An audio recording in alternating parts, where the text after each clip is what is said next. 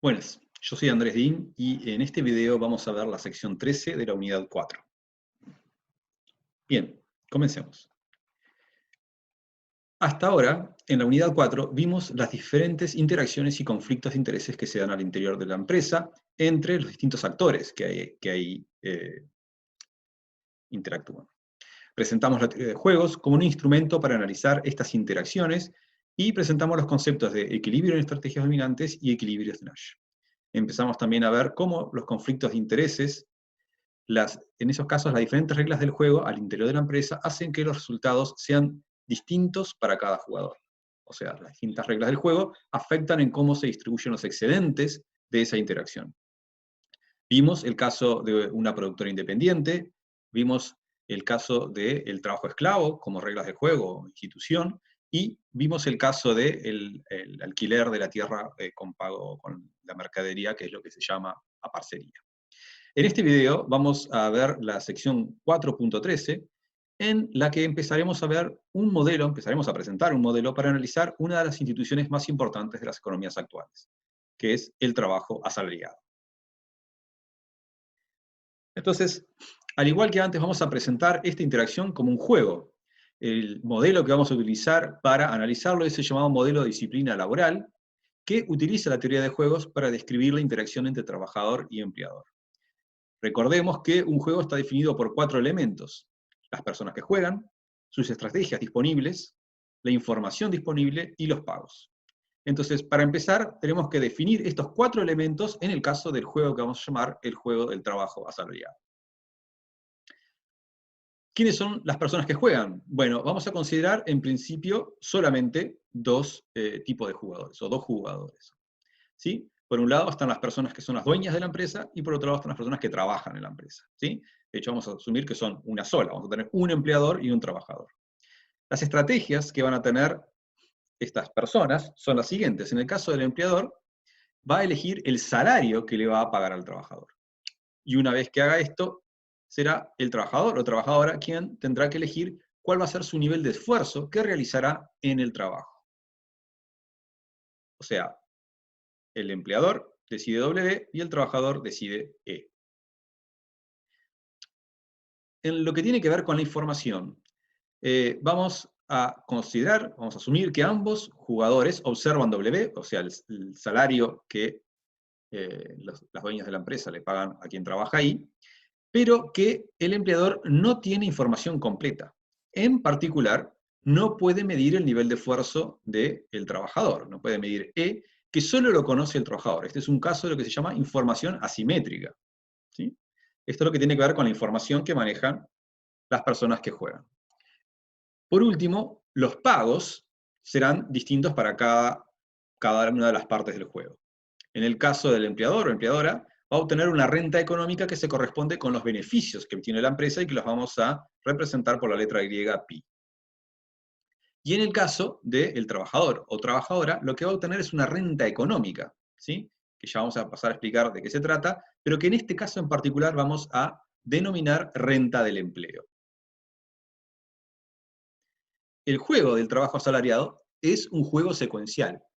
Primero, empleador o empleadora y trabajador juegan en una especie de juego del ultimátum, ¿sí? Donde el empleador hace una oferta de contrato laboral de tipo tómalo o déjalo. ¿Sí? En este contrato se especifican distintas características, como la duración de la jornada laboral o tareas, pero en particular lo que vamos a considerar en este modelo es que este contrato define el salario que el empleador le va a pagar al trabajador.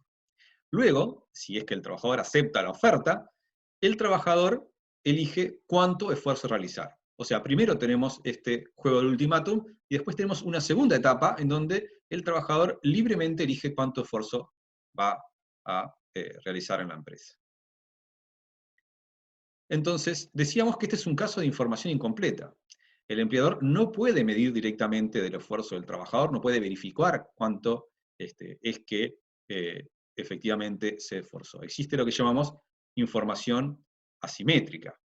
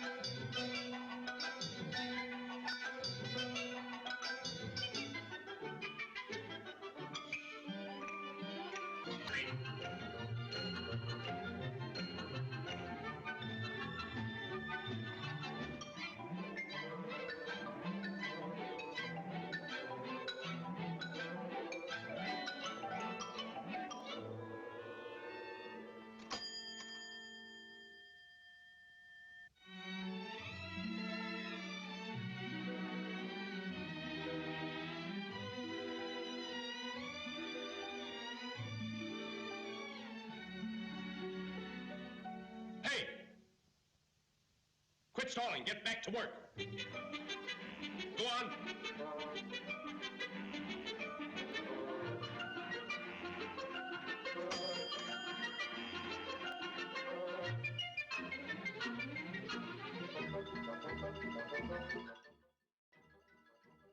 Lo que está atrás de esta idea es el supuesto de que el esfuerzo le genere insatisfacción o desutilidad al trabajador, ¿sí? No es algo que quiera hacer de buena gana y tratará de realizar el menor esfuerzo posible. Esto implica que puede usar el tiempo de su jornada laboral en la empresa para trabajar esforzadamente o para hacer otras cosas, no sé, supónganse, lo que habitualmente se llama coloquialmente hacer SEO, o sea, no sé, revisar Facebook, otras redes sociales, o, no sé, salir a tomar el aire un segundo. ¿Sí? Entonces, este nivel de esfuerzo, ¿sí?, no es verificable por parte del empleador. Eso es lo que vamos a asumir en este modelo. Y si bien las empresas gastan una gran cantidad de dinero en distintos sistemas de monitoreo para lograr verificar cuál es el nivel de esfuerzo de quienes trabajan en la empresa, piensen en sistemas de cámara o sistemas que usen distintos elementos informáticos para saber qué tipo de tareas están realizando las personas, o sistemas de GPS para saber dónde están las personas que trabajan en la empresa en cada momento. Todos estos tipos son formas que tienen las empresas para monitorear a los trabajadores. La principal de ellas es, obviamente, poner a otra persona que trabaja en la empresa a supervisar directamente las tareas de los trabajadores y trabajadoras. Aún así, la gran mayoría de las veces es muy difícil saber para la empresa cuál es el nivel de esfuerzo que los trabajadores y trabajadoras efectivamente realizan. Entonces, ¿por qué el empleador puede ser incapaz de verificar el nivel de esfuerzo del trabajador?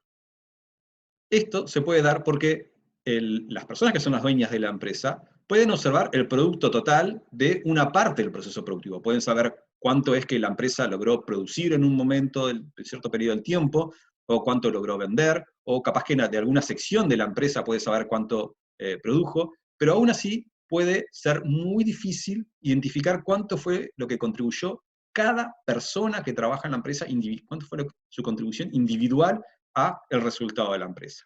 Esto se puede deber por distintos motivos. Uno puede ser por elementos aleatorios, factores aleatorios que afectan el resultado del trabajo de una persona. Un ejemplo es el clima. O sea, puede suceder que un mismo esfuerzo de parte de un trabajador tenga como resultado distintos niveles de producción, ¿sí?, dependiendo de elementos que no están bajo su control. Entonces, eso puede hacer que quienes son los dueños o dueñas de la empresa observan el producto y en realidad no están seguros de cuánto se esforzó el trabajador debido a que está afectado por elementos aleatorios. Y un segundo motivo, y que es uno de los más relevantes en las empresas actualmente, tiene que ver con el hecho de que el resultado del producto muchas veces se debe a la contribución del esfuerzo de muchas personas, o sea, la existencia de un trabajo en equipo. Entonces yo sé que un equipo de trabajo, un grupo de trabajadores y trabajadoras, lograron realizar cierto nivel de producción, pero no sé cuánto es lo que contribuyó cada una individualmente. Entonces no puedo pensar en pagarle estrictamente en función de su contribución a el producto final. Entonces nos podemos preguntar, ¿por qué si el empleador no puede verificar el esfuerzo del trabajador, por qué aún así asalariados y asalariadas se esforzarían en el trabajo? Si quieren, pongan en pausa el video, piensen un poco esto antes de seguir. Bueno, hay distintos motivos. Algunos tienen que ver con lo que llamamos las preferencias sociales, ¿sí? El hecho de que las personas no se guíen únicamente por su interés individual, puede haber cierta ética del trabajo, sentimientos de responsabilidad, puede existir cierta satisfacción por parte de las personas por realizar un trabajo bien hecho, puede haber un sentimiento de reciprocidad o de gratitud, que es algo así como una gratitud, porque un empleador ofrece buenas condiciones de trabajo, un buen salario, y eso hace que los trabajadores y trabajadoras se sientan más propensos a esforzarse en el trabajo, ¿sí? U otro tipo de beneficios que puede ofrecer la empresa, ¿sí? También pueden haber oportunidades de ascenso, y más que nada el miedo a ser despedido. Estas últimas dos elementos no tienen que ver con preferencias sociales, sino que son elementos que considera un trabajador que sea estrictamente egoísta, que estrictamente le preocupe su interés personal. Entonces, se va a esforzar en el trabajo, ¿sí? Básicamente por una combinación de lo que serían garrotes y zanahorias. O sea, la oportunidad de ascenso es una zanahoria que incentiva a esforzarse más, y el garrote es la amenaza de ser despedido. Entonces, la decisión de cuánto esforzarse está definida por el trabajador, ¿sí? Por cuánto tiene que perder en caso de que pierda el trabajo y el miedo a ser despedido en esa circunstancia. Habíamos dicho que las rentas económicas son lo que los jugadores tienen para perder en el caso de no llegar a un acuerdo. En el caso del trabajador, si no llega a un acuerdo con el empleador, lo que tiene para perder es la utilidad asociada a conservar su empleo, ¿sí? Estas rentas es lo que llamamos la renta del empleo. La renta del empleo es lo que el trabajador tiene para perder si termina su contrato laboral. Los trabajadoras y trabajadoras comúnmente reciben un salario mucho mayor a lo mínimo que estarían dispuestos a recibir para trabajar en ese mismo lugar. Por lo tanto, están recibiendo una renta económica, ¿sí? Que es lo que llamamos renta del empleo. Lo que significa que preferirían mantener su trabajo en vez de otras opciones o sus siguientes mejores opciones. Pero para que el trabajador se esfuerce, no alcanza con que obtenga alguna ganancia de mantener su empleo. Además, tiene que existir una amenaza de perderlo. El hecho de que las personas que son las dueñas de la empresa tengan el derecho a despedir a sus trabajadores o trabajadoras es lo que hace que exista esa amenaza. ¿Sí? Los propietarios, por definición, tienen el derecho de excluir a un trabajador de su renta del empleo si dan por terminado el contrato laboral. Entonces, los trabajadores temen ser despedidos cuando se les paga por encima de su posición de reserva, y que le estén pagando por encima de su posición de reserva quiere decir que están recibiendo una renta del empleo. Esa renta del empleo es igual al costo que tiene perder el empleo, e incluye distintos elementos. Por un lado, incluye la pérdida de ingresos mientras obtiene otro trabajo. O sea, el hecho de que lo echen de un trabajo implica que va a perder ese salario que estaba percibiendo, y mientras no consiga otro, sus ingresos se van a ver reducidos. Por otro lado, también lo otro que está incluido en el costo de pérdida del empleo es la pérdida de activos específicos a la empresa. Los activos específicos a la empresa son, digamos, conocimientos, calificaciones que tienen los trabajadores y trabajadoras que sirven solamente para trabajar en esa empresa. Entonces, mientras trabaja en la empresa, esos conocimientos, esas calificaciones que han acumulado, le permiten obtener un mayor ingreso. Pero si llegaran a ser despedidos, si llegaran a perder su trabajo, esos conocimientos no les sirven para nada en otro lugar. Entonces verían reducidos sus ingresos, ¿sí? Ya que no pueden explotar todas sus capacidades productivas o las que venían explotando previamente. Otro elemento que forma parte del costo de perder el empleo es el costo de comenzar un nuevo empleo, ¿sí? Muchas veces comenzar un nuevo empleo implica movimientos o ajustes en la vida de trabajadores y trabajadoras. Por ejemplo, existe la posibilidad de que tengan que mudarse, ¿sí?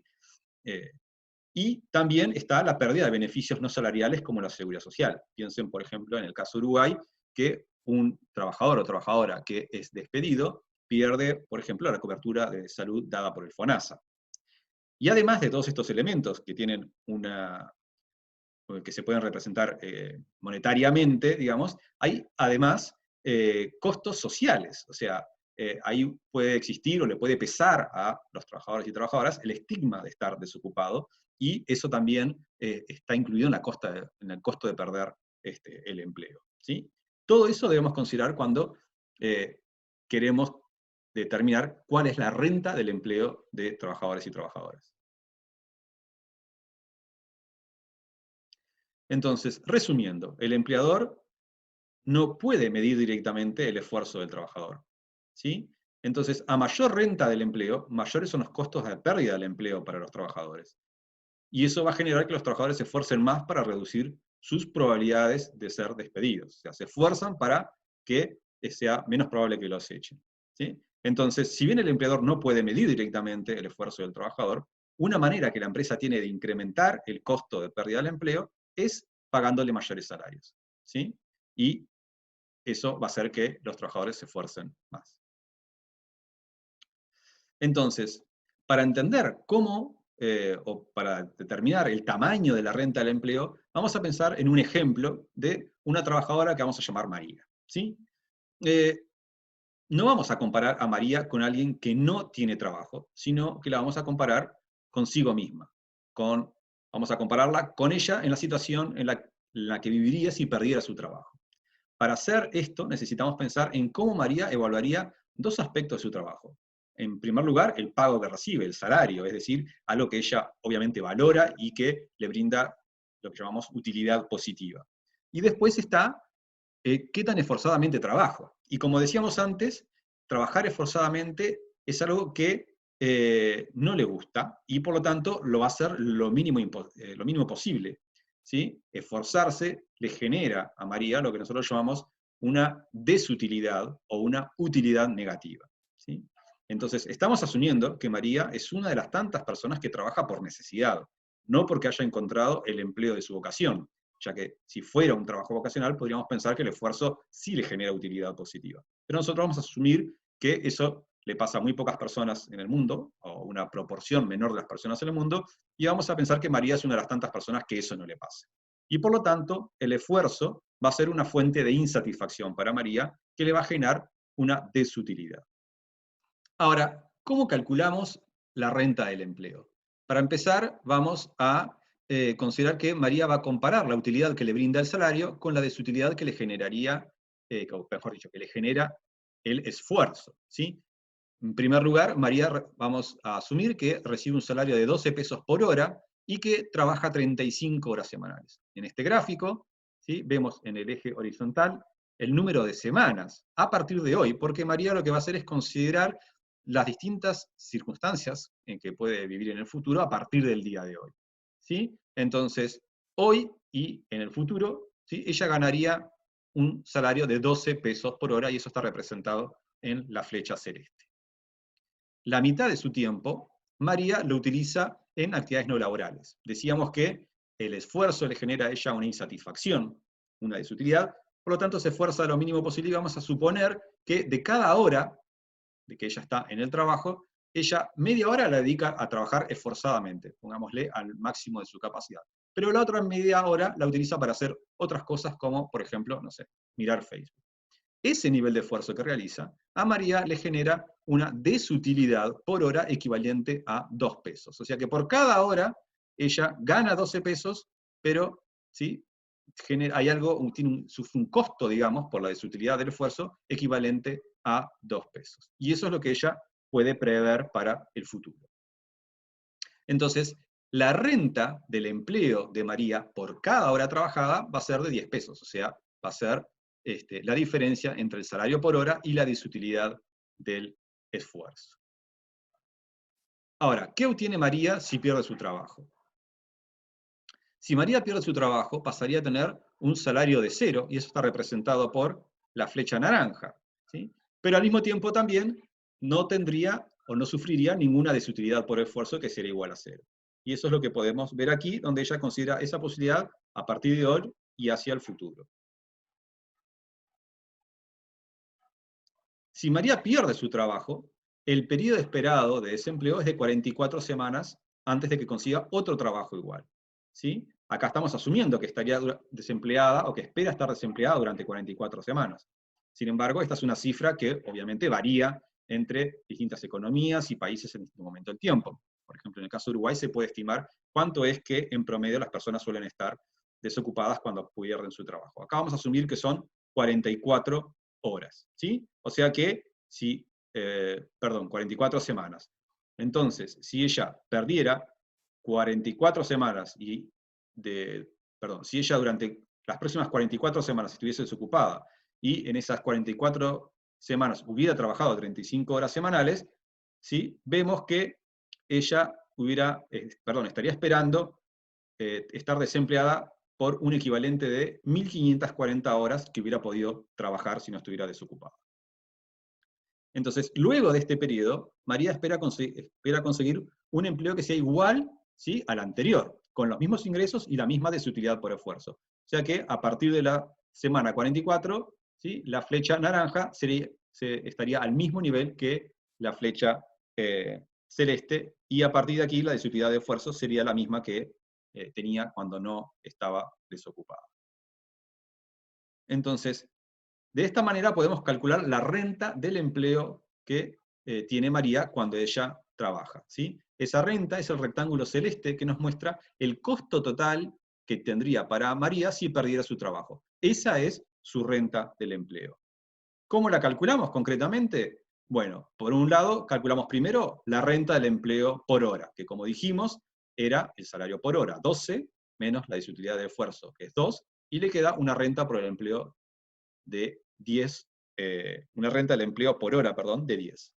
¿Sí? Y después, para calcular cuál es la renta del empleo, tomamos la renta del empleo por hora, que dijimos que era 10, por las horas de trabajo perdidas, o que perdería si perdiera su trabajo, que como dijimos eran 1.540. Eso hace que la renta del empleo hoy en día, lo que para ella vale conservar su trabajo, es de 15.540 pesos. Ahora, en la vida real, la mayoría de las personas puede esperar recibir algún tipo de ayuda en caso de quedarse sin trabajo. Esta ayuda puede venir de familiares o amigos, o puede existir un seguro de desempleo, como es el caso de Uruguay, donde las personas, si pierden un trabajo, por los próximos 6 meses, reciben un ingreso que es menor al que tenían que cuando estaban trabajando, pero no pasa a ser cero, ¿sí? Como en cualquier negociación, cuando se calcula la renta económica de una de las personas que juega, hay que compararlo con su situación en el caso de que no haya acuerdo. Esto implica que haya que compararlo con la posición de reserva, ¿sí? Y si hay seguro de desempleo, la posición de reserva es distinta. En el ejemplo anterior, habíamos asumido que la opción de reserva de María era 0, o sea, si se quedaba sin trabajo, no obtenía ningún ingreso. Sin embargo, si la posición de reserva de María es distinta de 0, esta tiene que incluirse en el cálculo de renta económica, porque su segunda mejor opción ya no pasa a ser tener un ingreso de 0. ¿Sí? Y eso lo tenemos que tener en cuenta cuando calculamos cualquier renta económica, como es el caso de la renta del empleo. Entonces, la opción de reserva del trabajador es lo que vamos a llamar salario de reserva. El salario de reserva va a ser el valor de su siguiente mejor opción, ¿sí?, que va a estar determinado por ayudas o por un seguro de desempleo. ¿Cómo lo calculamos? Bueno, sería la renta del empleo, incluye, al igual que antes, el salario, menos la desutilidad del esfuerzo, pero ahora también vamos a incluir el salario de reserva. Concretamente, en el gráfico que veíamos hoy, ahora, si María quedara desocupada, no pasaría a tener un ingreso de 0, que estaba representado por una flecha naranja a este nivel, sino que ahora la flecha naranja, que representa el ingreso de María en caso de estar desocupado, pasaría a estar acá en el nivel de 6. ¿Sí? Obviamente, si ella está desocupada, no trabaja, no tiene una desutilidad del esfuerzo, o sea que no hay que considerar la desutilidad del esfuerzo cuando ella no está trabajando, ¿sí? En este caso, ¿sí?, las horas de trabajo que se pierden son las mismas, 1.540, pero la renta del empleo por hora cambió. Ya no es 12 menos 2, sino que ahora es 12 menos 6 menos 2. ¿Sí? O sea que tiene una renta del empleo por hora de 4. ¿Sí? Y por lo tanto, la renta del empleo actual pasaría a ser de 6.160 pesos. ¿Sí? Por lo tanto, la renta del empleo que muestra lo que María tiene para perder en caso de quedarse sin trabajo, es muy distinto en el caso si ya tiene un seguro de desempleo, ¿sí?, que si no lo tiene. O sea, si tiene su segunda mejor opción, implica tener ingresos nulos, que sí implica tener ciertos ingresos. Bien, en este video vimos la primera parte de la sección 4.13, donde vimos las reglas del juego en el caso del trabajo asalariado, lo que llamamos el juego del trabajo asalariado. Lo primero que hicimos fue identificar a las personas que juegan el juego, el empleador o empleadora, trabajador, trabajadora, y sus estrategias, que van a ser definir el salario en el caso del empleador y definir el esfuerzo en el caso del trabajador. Los otros elementos del juego que consideramos, que identificamos, fue la información disponible, y vimos que en este modelo hay una información asimétrica sobre el esfuerzo que realiza el trabajador. Y en cuarto lugar, planteamos cuáles serían los pagos para cada jugador. Esto implicó definir el beneficio de la empresa como el pago al empleador y la renta del empleo, que va a ser el pago del trabajador o trabajadora. En el siguiente video veremos la segunda parte de la sección 4.13, en la que vamos a presentar el modelo de disciplina del trabajo para analizar cómo es la interacción estratégica entre quienes son dueñas de la empresa y quienes trabajan en la misma. Bueno, nos vemos en el próximo video.